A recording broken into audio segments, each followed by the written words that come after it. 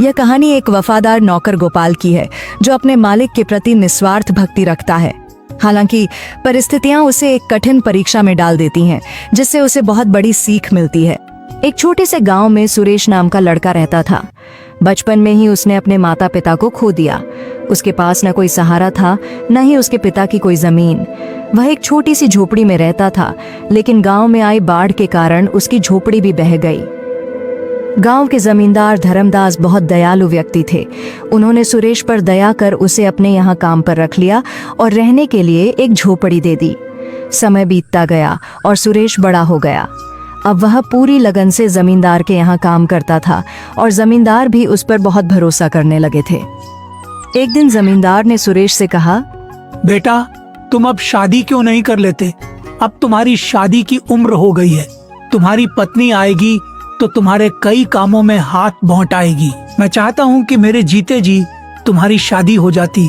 क्या जाने कब भगवान का बुलावा आ जाए। सुरेश बोला, मालिक, ऐसा क्यों कह रहे हो? मेरे लिए आप ही सब कुछ हैं।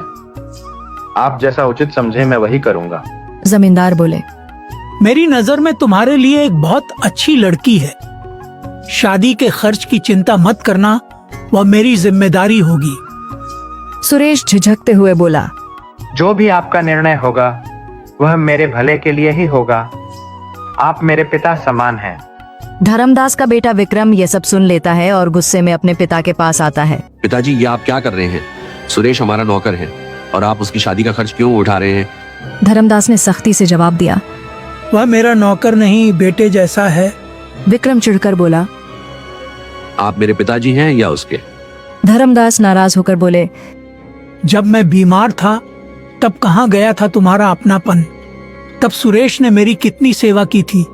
वह दिन रात मेरी देखभाल करता था और तुम अपने शौक में मस्त रहते थे। तुम मुझे मत सिखाओ कि कौन अपना है और कौन पराया। विक्रम और भी गुस्से में आ गया।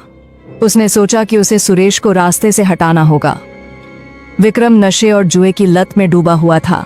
एक दिन उसने अपने पिता से 10,000 रुपए मांगे, लेकिन जब जमींदार ने उसे पैसे देने से इनकार कर दिया तो वह भड़क उठा। विक्रम ने सोचा, अब मैं देखता हूँ कि मुझे पैसे कैसे नहीं मिलते। वह चोरी की योजना बनाने लगा। अगले दिन जमींदार की तिजोरी से 20,000 रुपए गायब हो गए। पूरे घर में हड़कंप मच गया। विक्रम मौके का फायदा उठाकर बोला, पिताजी, चोर और कौन हो सकता है? सुरेश ही होगा। सुरेश हैरान रह गया। उसने सफाई दी, मालिक, मैं ऐसा नहीं कर सकता। आप पर मेरा पूरा जीवन समर्पित है। लेकिन विक्रम ने उसे झूठा ठहराते हुए उसके घर की तलाशी की मांग कर दी।